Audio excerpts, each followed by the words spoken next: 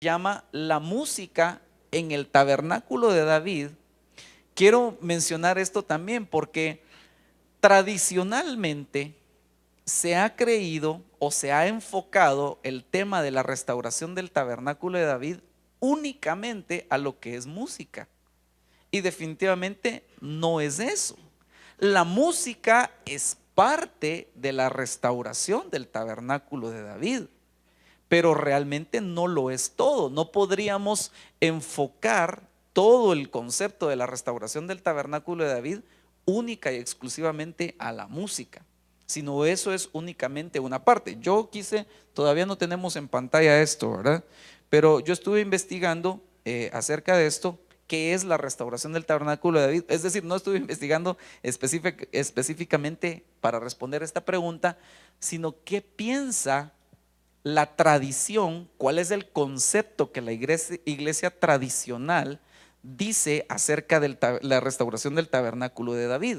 Entonces yo me encontré este concepto que creo que es el más representativo de lo que generalmente se ha enseñado. Dice, es todo aquello concerniente a la música, cantos e instrumentos que David puso en vigencia al inaugurar su tabernáculo para Dios. Entonces, hacia eso se enfoca la tradición en cuanto al tabernáculo de David: la música, los cantos, los instrumentos, y de allí derivan un montón de cosas. Sin embargo, repito, la música es tan solo una parte de la restauración del tabernáculo de David.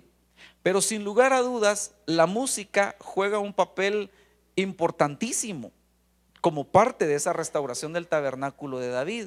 Usted debe saber que a lo largo de todo el trato de Dios con sus creaciones, nosotros vemos música. Por ejemplo, nosotros vemos desde el mundo antiguo, el mundo antes de Adán, cuando el Señor le está hablando por medio de los profetas con respecto a Luzbel. Dice que en el día de su creación hubo tamboriles, hubo arpas, hubo flautas, es decir, hubo música. La música no es algo que corresponda únicamente a la creación humana, sino que desde antes hubo música. Dice la Biblia en el libro de Job que cuando Dios fundaba la tierra, las estrellas del cielo, habían creaciones en los cielos que estaban alabando. Seguramente había música también en aquel momento. Y así nosotros vemos a lo largo de todo el trato de Dios con la humanidad, vemos que hay música. Cuando nosotros nos remontamos al libro de Apocalipsis y vemos la adoración celestial, vemos que hay música, vemos que hay arpistas, vemos que hay cánticos como el cántico del Cordero que nadie puede aprender sino solo los 144,000. Vemos que hay cánticos como el cántico de Moisés. En fin, nosotros vemos prácticamente la música a lo largo de todo el trato de Dios con sus creaciones. Entonces, definitivamente tiene que tener una importancia trascendental en cuanto a la iglesia y por consiguiente en cuanto a la restauración del tabernáculo de David. Entonces, aquí es donde empieza la situación conflictiva y por lo cual es importante que nosotros mencionemos acerca de esto. Porque, bueno, aquí mi hermano me está ayudando, no voy a poder ver algunos versículos que quisiera mencionarle, pero tal vez se lo menciono así a grandes rasgos.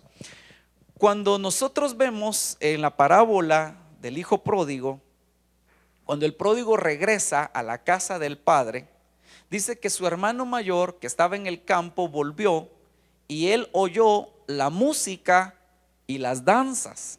Ese es otro tema que tendríamos que relacionar, pero creo que no nos va a dar tiempo. Pero él oyó música y oyó danzas. Ahora, cuando nosotros investigamos esa palabra música, realmente es un término castellanizado, pero el concepto de esa palabra música que había en la casa del Padre, usted sabe, el Padre representa a nuestro Padre Celestial, al Señor nuestro Dios. Entonces, en la casa del Padre hay música. Pero esa palabra música, según el diccionario Strong, es la palabra griega sinfonía o sinfonía, que quiere decir sonar juntos, es un unísono, es sonidos que suenan juntos, es como una especie de concierto de instrumentos. Se deriva de otra palabra que es symfonos, que quiere decir estar de acuerdo, tocar juntos. Y fíjese, interesante, porque esa palabra symfonos es la que se utiliza cuando el apóstol Pablo está dando consejos a los matrimonios y dice que no se nieguen el uno al otro, a no ser por un breve tiempo y de común acuerdo, en symfonos. Eso quiere, mira hermano, eso es otro tema, ¿verdad? Eso ya sería un tema matrimonial, pero a lo que yo quiero tal vez solo relacionarlo, usted sabe a lo que se está refiriendo en la relación íntima del matrimonio. Y es como que eso mismo pudiéramos compararlo, relacionarlo con la música que hay en la casa del Padre. Tiene que haber unidad, tiene que haber algo, una unidad en espíritu, alma y cuerpo.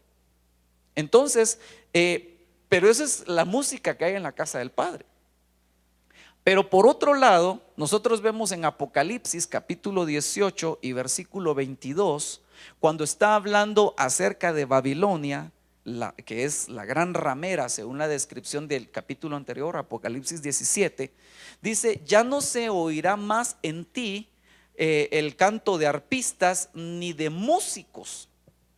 Pero esa palabra músicos ya no es symfonos, sino esa palabra músicos es precisamente una palabra que se dice así, músicos, pero que se deriva de las musas. Ahí estamos, hermano. Ahora sí, sí salió. Ok, gracias. Solo déjame ver porque aquí no lo miro yo en esta pantallita.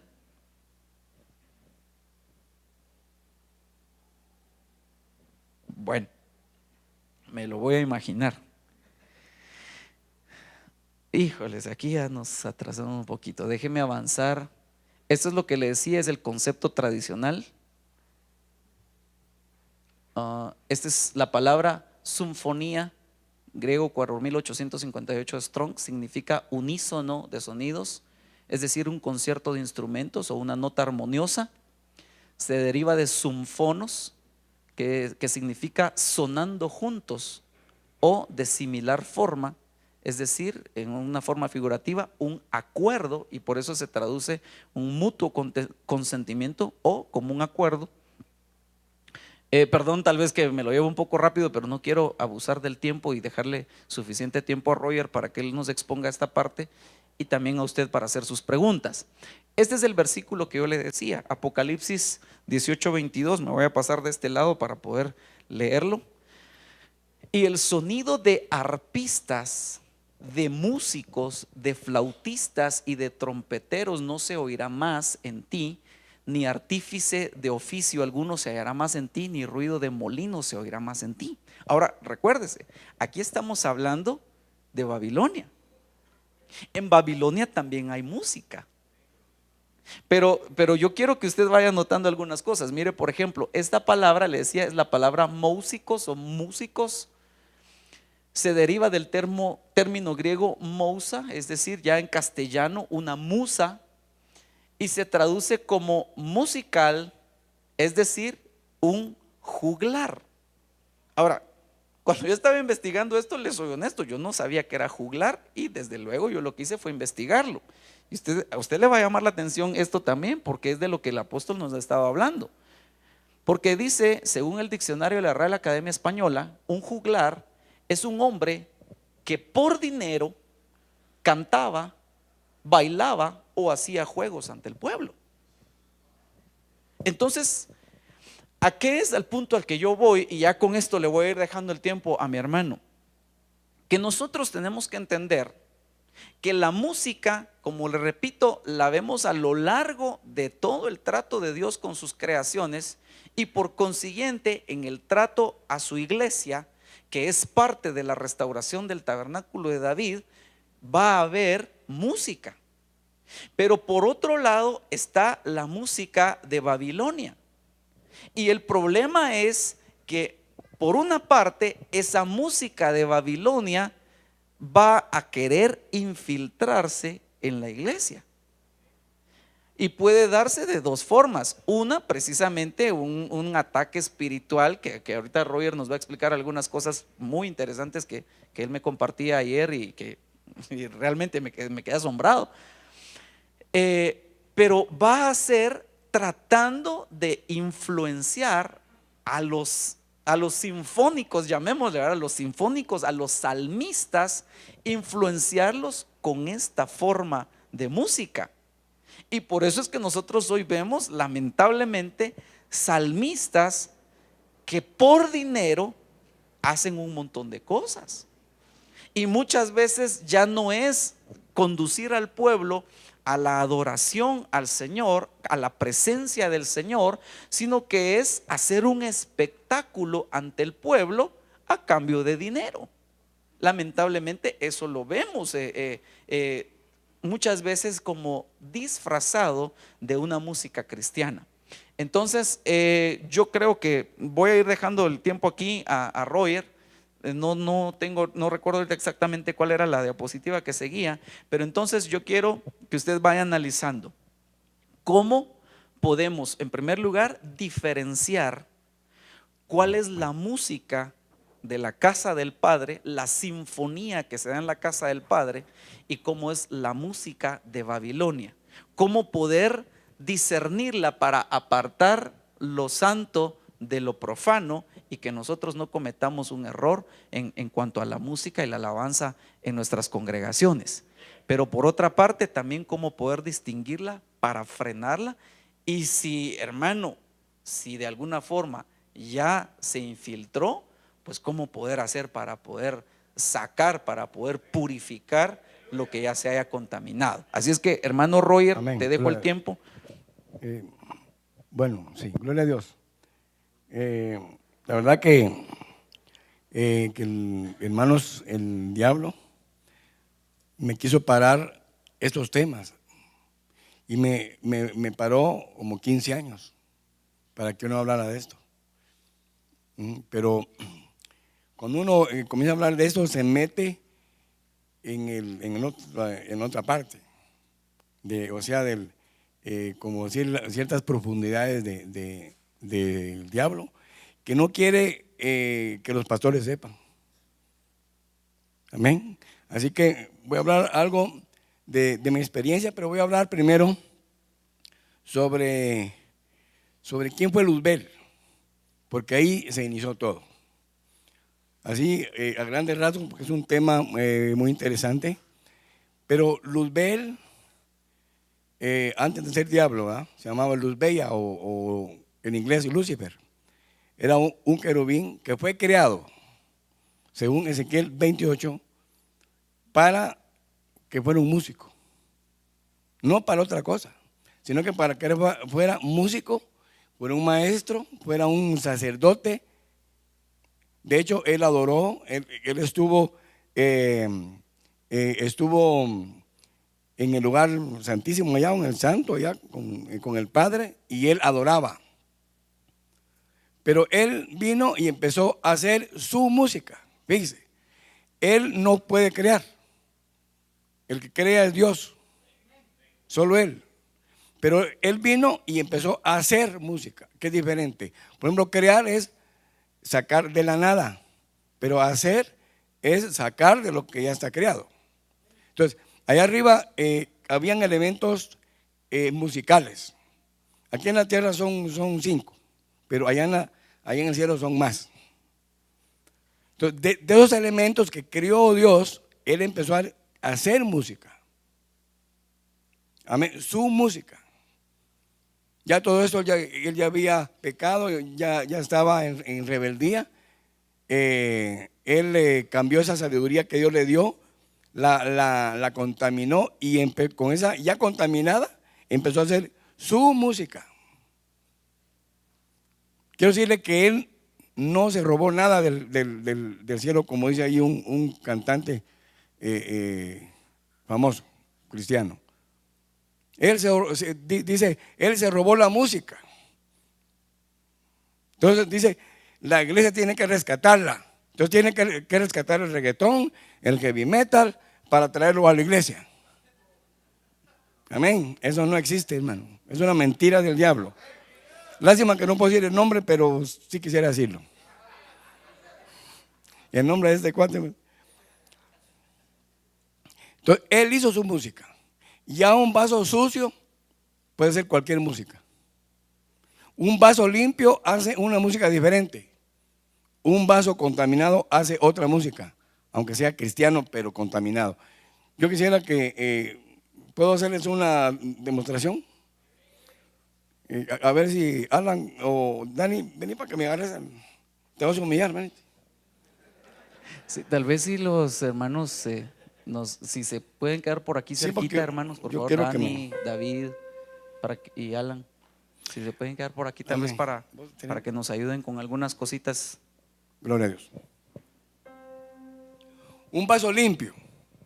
Ese vaso fue un chiquimulteco que Dios lo levantó del infierno. Él hizo este coro. Un vaso limpio, restaurado por la sangre de Cristo. Oiga, sencillo es el coro.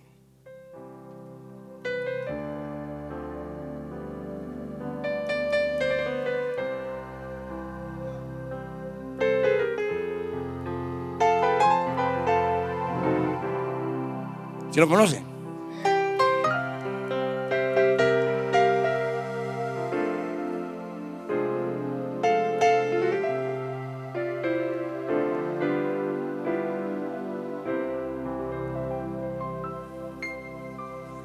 Bueno. Ese es un vaso restaurado. ¿O la quería un vaso sucio? Algo así, mire.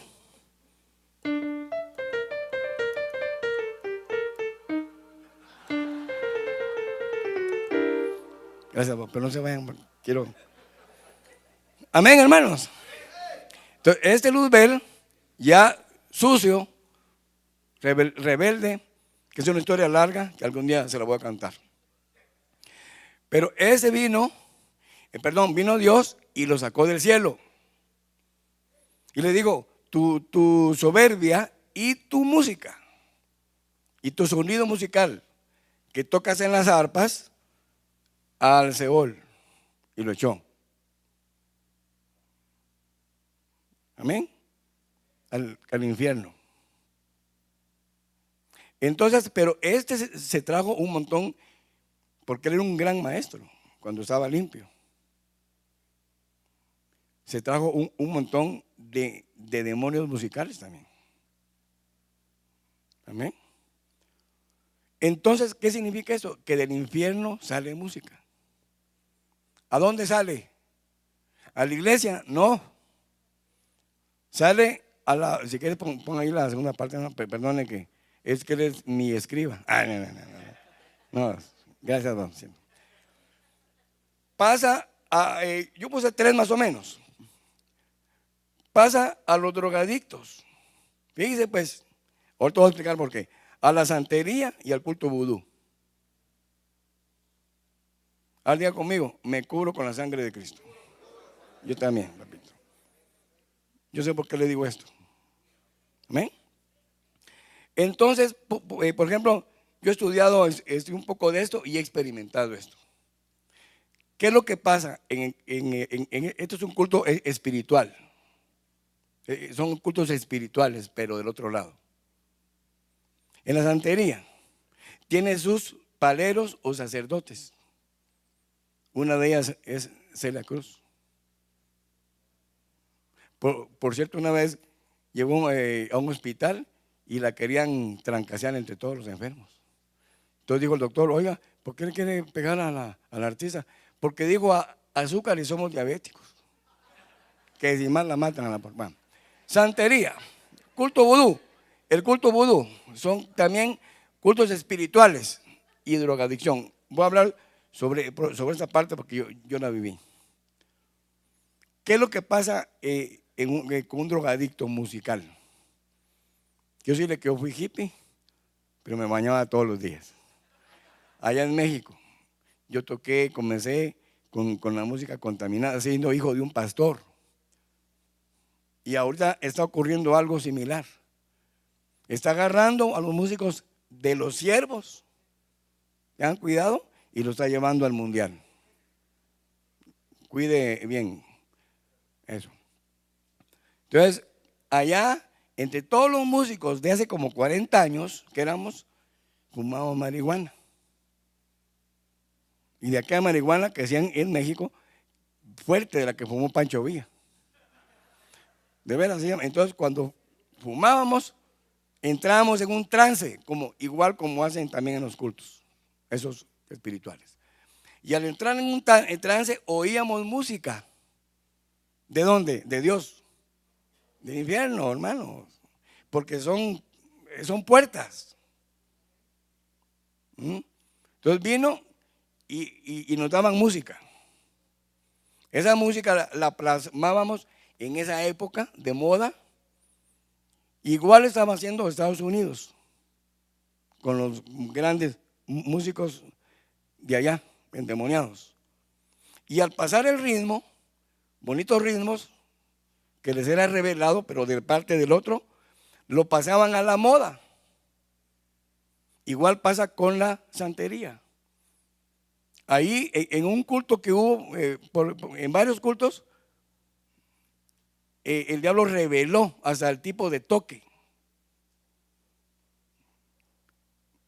Entonces vino una sacerdotisa joven que se llamaba Celia Cruz y empezó, programada por estos cultos, por orden de ellos, a pasar sus cantos y a mencionar los demonios que usted ni cuenta se daba cuando los oía, si los oían. Pero tiraba Changó, Yemalá, todos esos dioses que son africanos, son demonios, que les revelaban a ellos. Entonces, ahora pasemos a otra faceta. Entonces viene y se comercializó y llegó al artista del mundo. Ella llegó a ser en Nueva York famosa, y como muchos también. En México hace como 40 años sale una gran noticia. Dice: la música caliente domina el mundo. Y es la música de afroantillana. Y dominó el mundo. Eso fue hace 40 años. Pasó a la siguiente etapa. Entonces viene el artista cristiano, copiándole a estos artistas del mundo, porque miraban que era música bonita, que era atractiva y que jalaban muchos fans. Porque el músico tiene un problema. Cuando toca, y si toca bonito, le diga a mucha gente: ¡ah, qué lindo tocamos! ¡Qué lindo! ¡Ah, gracias! Entonces uno se la va creyendo. Así rápido. Cuando del artista cristiano pasa al músico mediocre de las iglesias. Porque somos mediocres, no somos excelentes como Michael Jackson. Y ya contaminados venimos y pasamos y decimos: esta música le ponemos letra de Dios con el ritmo que salió de aquí abajo y vamos a adorar al Padre. No se puede. Eso no se puede. Es más, no entra. Mire. Entonces, pastores, alertas con eso. ¿Sabe qué ha pasado en esos últimos tiempos? Que el pastorado, no ustedes, allá afuera, han delegado el grupo de alabanza a jóvenes, cuando el líder, como dijo el siervo, es el pastor. ¿Cuál es la base bíblica? El rey David, rey y pastor. En el primer desfile que hubo, que fue el intento de llevar el arco, él descuidó al grupo de alabanza y se lo dejó a los jóvenes. Y Usa y Ahío guiaban la presencia de Dios. Si usted lee esa historia, solo un y dijo se habla ahí.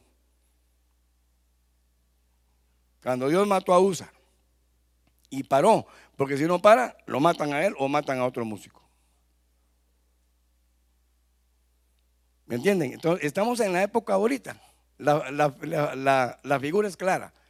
De aquellos pastores que les han dejado a los jóvenes. Él tiene que estar vigilando. Fíjese, cuando yo trabajaba en Maranata, que yo hace como 20 años, el doctor me dijo: yo soy tu pastor de alabanza, me dijo. Y él estaba allá en la central, y él llegaba conmigo. Yo dirigía la alabanza allá. Yo traté de restaurar el tabernáculo de David allá, las formas como David dice, porque la revelación que Dios le dio. De repente estaba el hermano todo atrás sin darme cuenta, así. Y me decían: vos, ahí está el doctor. ¿Dónde? Allá. A ponerse las pilas. Él estaba, ojo, pero él estaba muy ocupado, pero él tenía prioridad. Hermano, controle a sus músicos, porque ahorita está una avalancha de contaminación del mundo. No va a entrar, ya entró. Como decía un joven en un seminario que di, es que yo soy de la era reggaetón, tú ya estás viejo, me dice. Reprendo, dije yo. Por cierto, me dicen, ahorita hay un siervo, ¿y por qué de negro vos? Me dice. Porque estoy de luto, le dije. ¿Por qué? Porque murió el viejo hombre. Así le dice, mira, ¡pap! Amén, hermanos. Bueno, yo creo que en las preguntas va a haber muchas, porque puedo explicarle.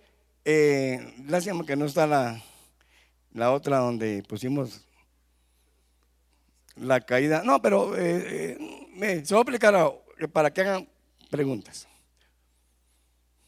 Se tiene que restaurar, mi hermano, el tabernáculo de David en esa época, porque ahorita se despertó el enemigo. Le voy a decir algo ahorita. Ya nos cubrimos con la sangre de Cristo. Va. Hay un grupo que se llaman los Illuminati, que yo conozco desde hace 40 años, que mencionaba. Los Illuminati tienen un área que es la que domina a los artistas, músicos, cantores y todo, toda la farándula del mundo. Entonces, la idea que ellos tuvieron hace como 40 años, se lo voy a contar ahorita, es porque ellos quieren destruir al mundo. Pero dijeron, la mejor forma es con la música. Pero ¿qué hacemos con los viejos? No, los viejos ya se van a morir, no, los jóvenes, contaminémoslo. Entonces mandaron al África brujos tremendos, porque esta es una organización de brujos milenarios. Ellos están solo siguiendo la línea. Decían en esa época que ellos eran los que iban a sentar al falso profeta y todo ese rollo. ¿Va? Ellos trajeron ritmos del África, se metieron a cultos vudú, porque yo puse allá, esos son cultos del África. Se metieron hace 40 años, hermanos. Y se metieron a escudriñar ritmos de los morenitos. Miraban que en un culto se movía un ritmo. Dijeron, veamos cómo reaccionan. Y se metían, ellos eran los observadores, y estaba que el diablo ahí, pero bien metido. Y empezaban, influenciados por el ritmo, a tener relaciones sexuales con los sacerdotes y sacerdotisas y todo eso. Entonces dijeron, es el ritmo, mandémoslo a Estados Unidos. Lo mandaron. Así comenzamos con toda América, comenzando con los Estados Unidos, México y todo, hasta la Patagonia y el mundo, ¿verdad? Y cuando vieron allá, se les dieron el hard rock, se lo dieron a un hijo de un pastor que se llama Vicente Fournier, que él en una sesión espiritista musical le pusieron el nombre de Alice Cooper. No sé si los que tienen ahí 60 años se recuerdan de ese nombre, ¿verdad? Alice Cooper.